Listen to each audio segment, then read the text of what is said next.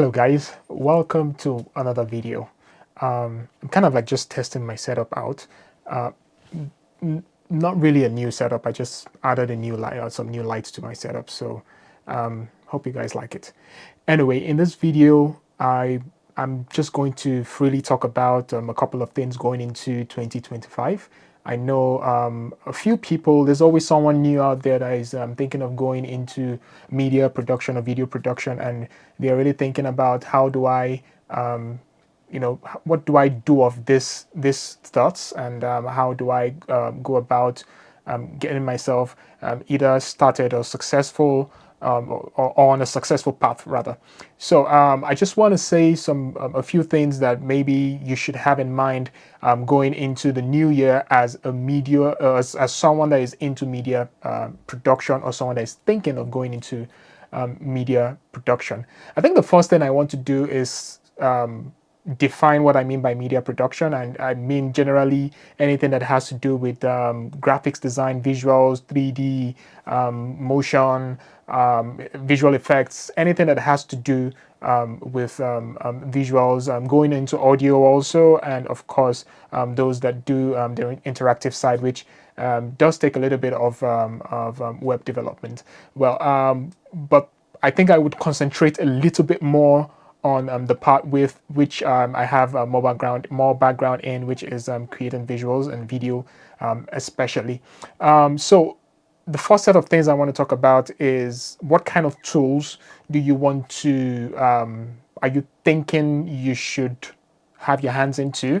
There are industry standards like Media Composer, Adobe Creative Cloud, and so on, Creative Suite or Creative Cloud, whatever the case is, that we're all aware of. Now, those applications are amazing. If you're doing, I think at the end of the day, it's all, it depends on what you're working on. So if you're working on something that requires, or a project that requires you to know the use of those kind of applications, then yes, by all means, you want to put your time and effort in learning those applications. Before I continue, I will say that learning industry standard applications somehow does get you on the right track of learning different types of applications. So what am I saying in essence? If you know how to use, for example, an Adobe Premiere, for example, you're able to adapt or transfer such skills into other applications wherever you see them. Same thing, like I learned 3D Studio Max, for example, and for the very first time I opened Unreal Engine, I was able to navigate myself around the interface and get things in and out, and simple stuff like that.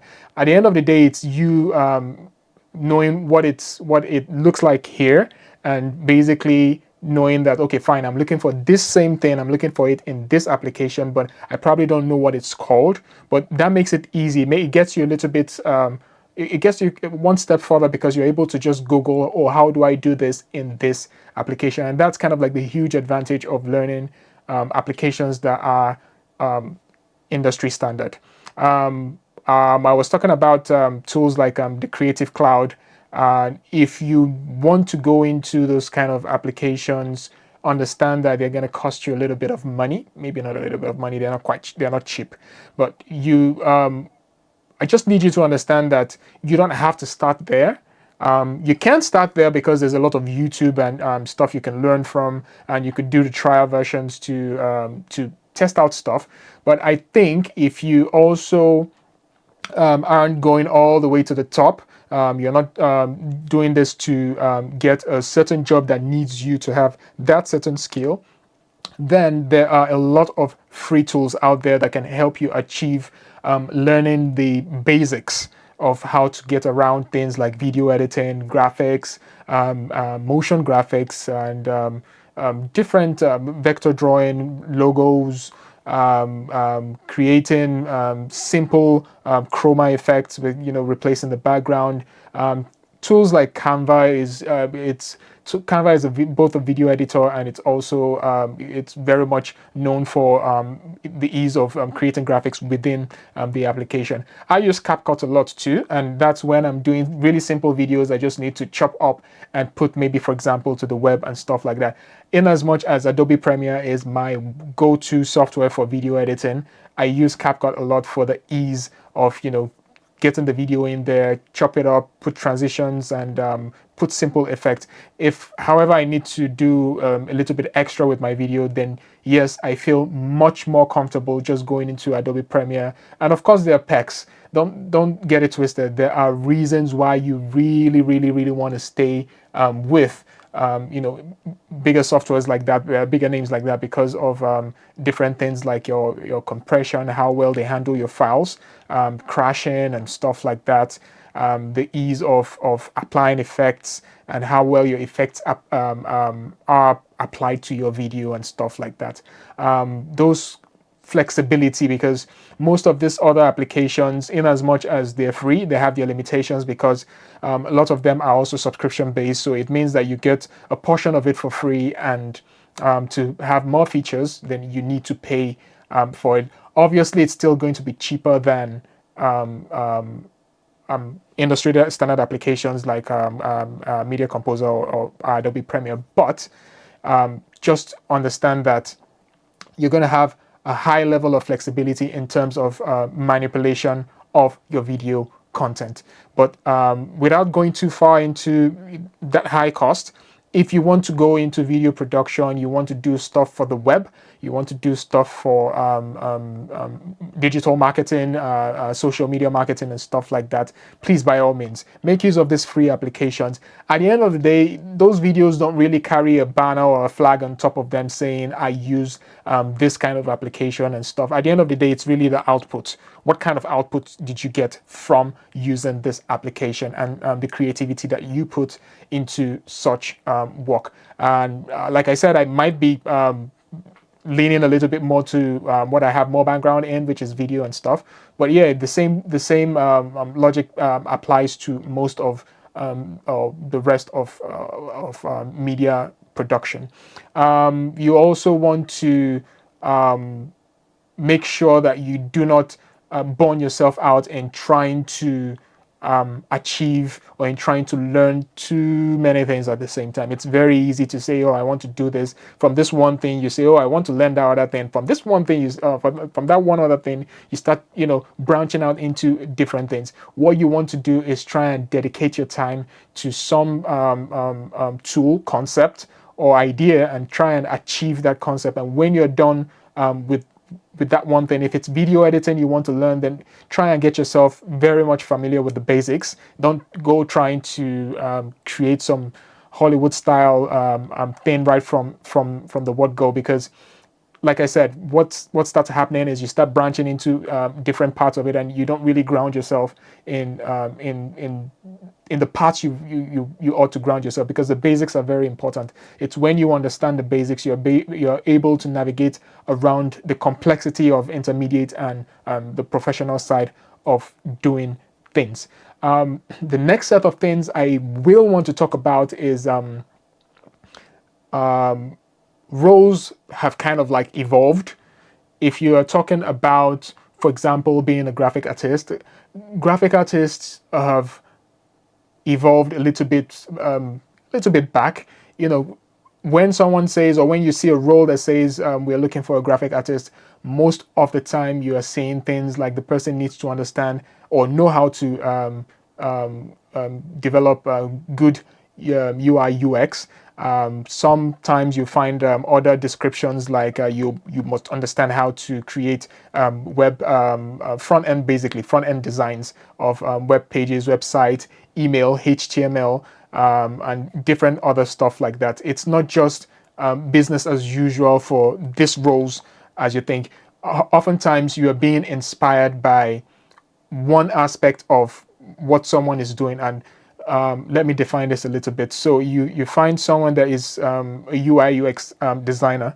On one side, he might be referred to as a graphics designer, and on the other hand, maybe no. But you fall in love or you get inspired by the fact that, oh, this person is a UX designer. I love what he's doing and I want to do the same thing he does. At the end of the day, if you check the market, and this is not to discourage you from concentrating on one thing, but when you check the market, you'd actually see that when you find such roles, and you look at the description that follows it, it's a little bit broad, right? Now, it doesn't mean you can't find one role that is asking you to do that one thing, but I think it's important, if you have to start that journey, is to know what you fell in love with, know what brought you into the idea of wanting to do whatever part of media you say you're interested in, and try to hone your skills in that direction.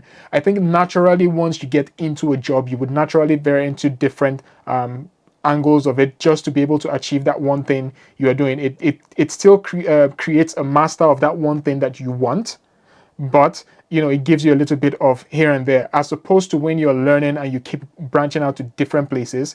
And that way, when you get a job that's saying, I need you to be a UX designer, you find out that you did not even take that much time to perfect the skills you needed for that one role. The same thing goes for video production. So video production, video editing, a videographer and stuff like that. If you find a job for a role for a videographer, right, for example, you will find a description that is almost counting roles that is saying, oh, you should be able to do basic edits, you should be able to handle assets, basically be able to log files, and you should be able to carry out simple interviews. You should be able to understand how to do basic lighting and stuff. Of course, those are the things that you ought to know, but in the real sense of it, those things belong to different departments, and you would normally find different people handling such different roles in one set. So if you had one set, you had someone for lighting, you had someone for camera, you had someone for audio and stuff like that. But things are beginning to merge together more and more every day. You'd find roles for example, a video editor, and they're asking you to understand how to do create really amazing YouTube videos, know how to edit them, know how to create thumbnails for them, know how to create the right tags, the right keywords, know how to manage the YouTube channel, know how to drive the right SEOs, and every other bit that goes into digital and social media marketing. I think for the better part, I think that's one thing that is really tying into the media production space, which is marketing. And that's probably also because most of the things, or most of the contents we create, somehow still goes into that space of sales and marketing. So there's a lot of tie in that regards. And I think this is also a good hint, or to add that if you're thinking of media, I think you should also have a little bit of background knowledge. Just Google stuff within that space, because understanding, for example, if I create videos a lot, I want to understand how my video is being used. Perhaps it will help me understand better how to create that video for that one client, when they need it. Are they trying to get new customers? Are they trying to retain that customer? Are they trying to inform that customer? So things like that helps you craft really good content when you want to create those content. Moving forward, there's the idea of AI. Not the idea. There is AI, which is a big thing in the now. It's a really, really huge thing, because there's this video that was created of this older Coca-Cola advert, and that's the recent one that has been created right now. It's all AI. It had its own criticism and everything, but the way I see it is, AI is here to stay, just like every new tech that comes into existence. These things will come, and I think the winners at the end of the day are the people that learn how to use those tools, or how to make use of them as tools to make their work better. Okay, there's that thing that people say, that AI is here and it's going to take people's jobs. I agree with you, but I think it's only going to take the jobs of the people who decide not to find a way to make use of this technology. The way I see AI right now, I see it as a tool. I find ways to use it in my creative stuff. I find ways to find ways to use it in my creative writing.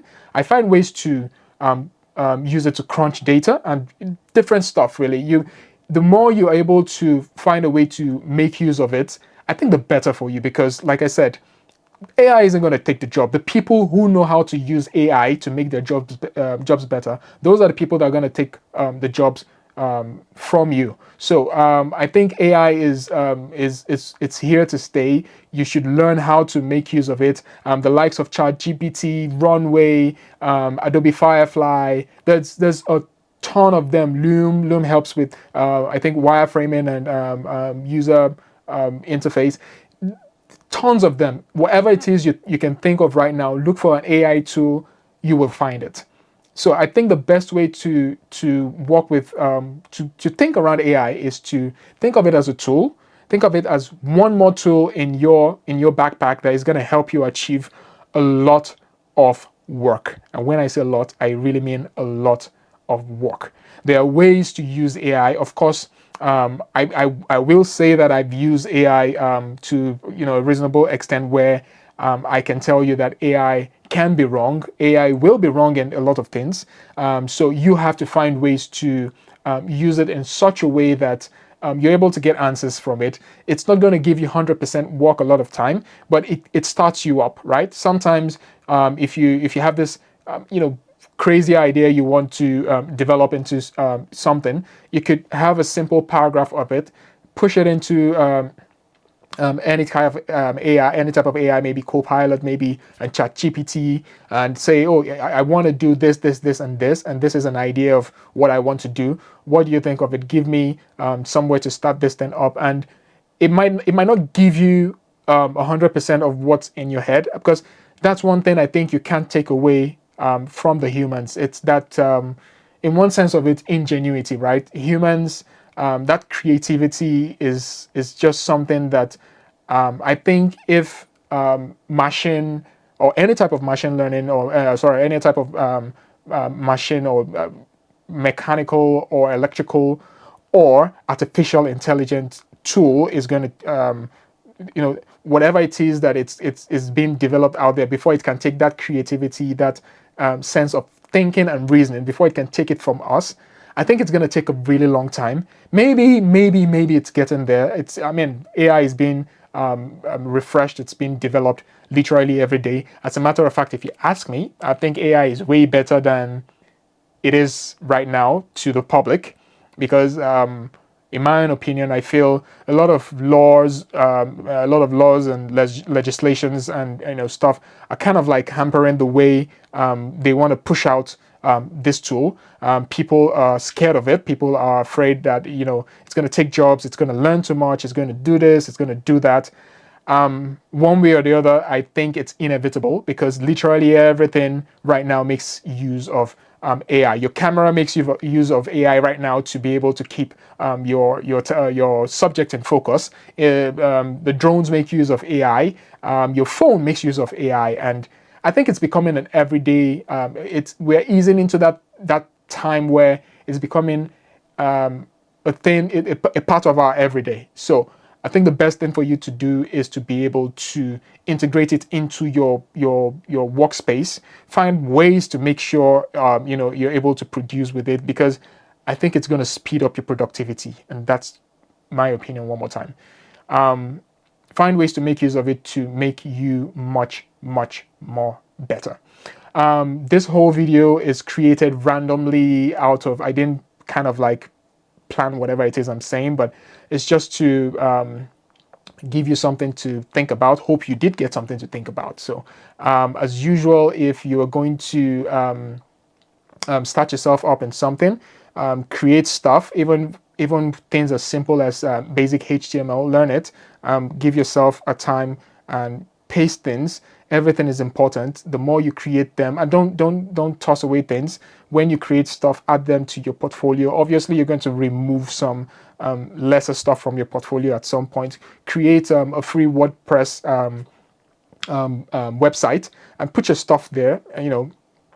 be able to show people what you can do immediately it's been asked for, right? So whether it's video editing, whether it's into visuals, the graphics, web design, UX, whatever it is, the more you create them, create space for them, put that thing up there. When someone asks you for what you've been doing or what you've done, you're able to send a link to that person. The best part of it is at some point you are going to look at that same video and look at everything you've done and you'll be like, good. Like I have done something over time. I have built something. This is where I started and this is where I am right now. And probably you're able to also see where you are heading to. And if you want to pay for an actual website, I use Hostinger. At this point, I'm going to tell you about the best hosting company out there, which is Hostinger. Hostinger allows you to create websites with ease. From the moment you sign up all the way to the actual building of your website, you would find tools that would make life so easy. If you're gonna pay for anything, why not pay for something that actually makes your life easy? Now I have a special code down there in the description that gives you a discount when you sign up with it. Of course, I will be getting a commission off it when you sign up with it. Please make use of it, make the best of it.